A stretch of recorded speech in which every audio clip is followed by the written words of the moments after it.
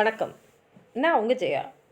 இன்றைக்கி நம்ம இந்த வீடியோவில் முன்ஷி பிரேம்சந்த் எழுதின த சைல்டுன்ற கதையோடைய சம்மரியை பார்க்கலாம் வாங்க.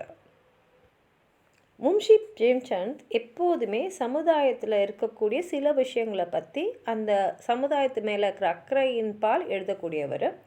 இவர் மனிதர்களுக்குள்ளே இருக்கக்கூடிய ஒரு சின்ன சின்ன ஆனால் கேவலமான சில விஷயங்களோ இல்லை ஆழமாக நம்ம சிந்திக்க வேண்டிய சில விஷயங்களோ இல்லை நம்மளோட அறியாமையோ வெளிப்படுத்துகிற மாதிரி தான் அவர் எழுதியிருக்காரு.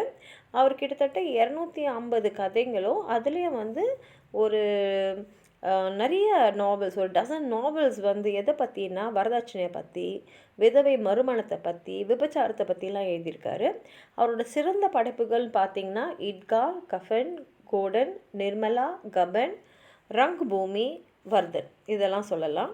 இந்த விதவைகள்லாம் சமுதாயத்தில் வாழக்கூடிய ஒரு வாழ்க்கையை பார்த்து அவங்களுக்காக மனம் இறங்கி அவரே சின்ன வயசுலேயே, அதாவது குழந்தை பருவத்திலேயே விதவையான சிவராணி தேவியை தான் அவர் 1906 கல்யாணம் பண்ணிக்கிட்டார். இந்த கதை த சைல்டு நம்ம இந்திய சமுதாயத்தில் நடக்கக்கூடிய சில விஷயங்களில் ஒரு விஷயமாக தான் எடுத்து காட்டியிருக்கு. இதில் மனுஷங்க எப்படி மேலோட்டமாக இருக்காங்க, இல்லை நமக்குள்ளே காலங்காலமாக நம்ம நம்பிக்கிட்டு இருக்கிற சில விஷயங்களை, இல்லை நம்ம நமக்குள்ளே ஏற்படுத்தியிருக்கிற பழக்க வழக்கங்களை பற்றி இங்கே சொல்லியிருக்காரு. ஏன் அதை சொல்லியிருக்காருன்னா, காலங்காலமாக நம்ம சில விஷயங்கள் நம்பின்னு வர்றது இல்லை பழக்கப்படுத்திக்கிறது எல்லாமே ஒடுக்கப்பட்டவர்கள், நசுக்கப்பட்டவர்கள், அதிலும் குறிப்பாக பெண்களுக்கு இழைக்கப்பட்ட அநீதியாக தான் அவர் பார்க்குறாரு. அவங்களுக்கு சம உரிமை கொடுக்காமலேயே அவங்களுக்கு கீழே அழுத்தி அதுலேயே வாழக்கூடிய ஒரு மேல்தட்ட வர்க்கம் அப்படின்னு ஒன்று இந்த உலகத்தில் இருக்குன்றத அவர் வெளிப்படுத்துகிறாரு. இங்கே இந்த கதையில் நம்ம கங்குன்னு ஒருத்தரை பார்க்குறோம். அவர் ஒரு ஏழை பிராமணர். அவர் ஒரு வீட்டில் வேலை செஞ்சுட்டுருக்காரு. அந்த வீட்லேயும் நிறைய வேலைக்காரங்களாம் இருக்காங்க. ஆனால் அவங்கக்கிட்டேருந்து இவர் கொஞ்சம் மாறுபட்டு இருக்கார். ஏன்னா ஒரு சின்ன விஷயம்னாலும் உடனே திருப்பி ஒரு பதிலடி கொடுத்துருவார்.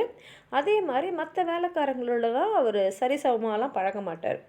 அவர் யாருக்கும் வணங்க மாட்டார். ஆனால் எல்லாருமே அவர் முன்னாடி வணங்கி தான் இருக்கணும். ஏன்னா அவர் என்ன நினைக்கிறாருன்னா, நான் ஒரு பிராமணன், அதனால் நான் மேல் ஜாதி, அதனால் எனக்கு இந்த மரியாதையை நீங்கள் கொடுத்து தான் ஆகணும் அப்படின்னு நினைப்பார். அதே சமயத்தில் இந்த முதலாளி கதை சொல்கிற மாதிரி தான் இந்த கதை வருது. அவர் கொஞ்சம் அப்படி வேர்த்து அப்படி இருந்தாருன்னா உடனே போய் அவருக்கு என்னவோ ஒரு உதவி செய்கிற மாதிரி விசிறி விடுறதெல்லாம் செய்வார். அப்போது அந்த முதலாளிக்கு அதெல்லாம் பிடிக்காது.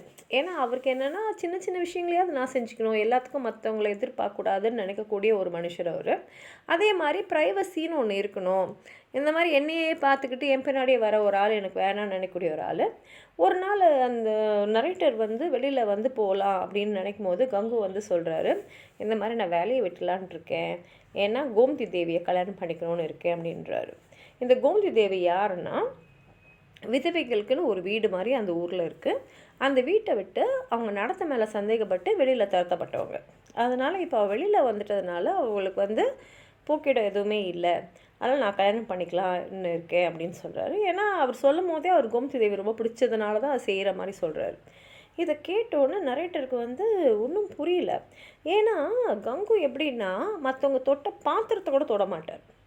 அப்போது அப்படி இருக்கும்போது அவர் கல்யாணம் பண்ணிக்கணும்னு சொல்கிற ஒரு பெண்மணி எப்படின்னா, முதல்ல ஒரு விதவை, ரெண்டாவது நடுத்தையில் சந்தேகப்பட்டு அந்த வீட்டை விட்டு வெளியில் அனுப்பப்பட்டவங்க.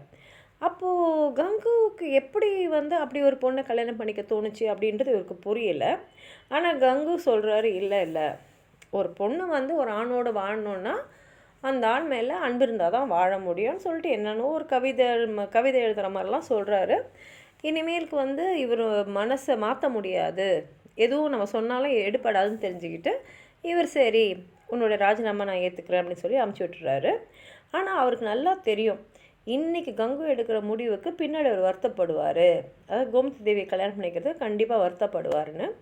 ஒரு 5 மாதம் கழித்து பார்க்குறாரு, கங்கு தெருவில் விற்றுன்ட்ருக்கார், வியாபாரியாக இருக்கார், சந்தோஷமாக இருக்கார். அதை பார்க்கும்போது இவருக்கும் சரி பரவாயில்ல, சந்தோஷமாக இருக்கான் அப்படி தான் தோணுது. ஒரு நாள் அவருக்கு ஒரு செய்தி வருது, அதாவது கோமதி தேவி கங்கு விட்டு ஓடி போயிட்டாங்கன்னு. இதை கேட்ட உடனே அவருக்கு எப்படி ஆகிடுதுன்னா, நான் முதலே நினச்சேன், நான் நினச்ச மாதிரியே ஆயிடுச்சு, இப்போ நிச்சயமாக கங்கு ரொம்ப உடஞ்சி போயிருப்பான், சரி அவன் அழுகிறதுக்கு ஒரு தோல் கொடுக்கறதுக்கு நான் போகிறேன்னு சொல்லிட்டு அங்கே போகிறாரு. அவர் எதிர்பார்த்த மாதிரி கங்கு வந்து இப்படி உடஞ்சி போய் கிடக்குறாரு. இவருக்கு அவரை பார்த்தோன்னு ரொம்ப பரிதாபம் ஆகிடுது. போய் பேசுகிறாரு. ஆனால் கங்கு வந்து எப்படின்னா கோமதி தேவியை பற்றி எதுவுமே தப்பாக நினைக்கக்கூட இல்லை, சொல்கிறது இல்லை, நினைக்கவே இல்லை. தன்னைத்தானே வந்து திட்டிக்கிறாரு.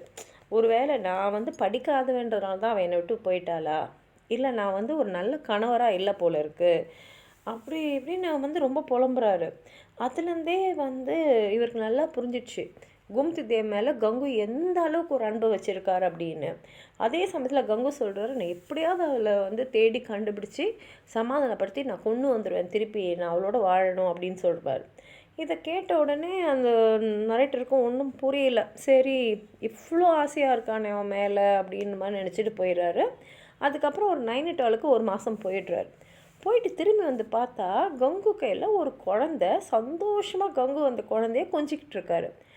இந்த நரேட்டர் வந்து அவர்கிட்ட போய், நான் வெக்க இல்லாமல் இருக்கான் அப்படின்னு நினச்சிக்கிட்டேன், என்னப்பா உனக்கு 5 மாதத்துலேயே கையில் குழந்த வந்துடுச்சே கல்யாணத்துக்கு அப்புறம் அப்படின் போது கங்கு சொல்கிறாரு, ஏன் ஒரு வயல் வாங்குகிறோம், அறுவடை சமயத்தில் இருக்குது, நம்ம என்ன இது வேறு யாரோ விதைச்ச பயிர், அதனால் நம்ம அறுவடை செய்யக்கூடாதுன்னு நினைப்போமா, சந்தோஷமாக தானே அறுவடை செய்வோம் அப்படின்னு சொல்கிறாரு.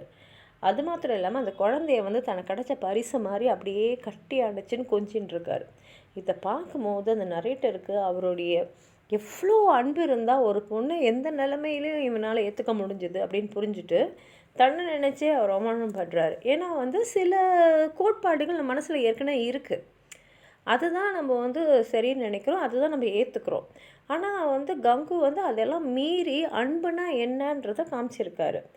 அவர் அதனால் கங்குவோட அன்பில் மயங்கி அந்த குழந்தைய வாங்கி அதுக்கு ஒரு முத்தம் கொடுத்துட்டு கங்குவோடு சேர்ந்து கோமதியை பார்க்குறதுக்கு அவன் வீட்டை நோக்கி போகிறாரு. கதை எப்படி தான் முடியுது. உங்களுக்கு எதாவது சொல்லணும்னு நினச்சிங்கன்னா கீழே இருக்கிற கமெண்ட் பாக்ஸில் எழுதுங்க. இந்த வீடியோவை லைக் பண்ணுங்கள், உங்கள் ஃப்ரெண்ட்ஸோடு ஷேர் பண்ணுங்கள்.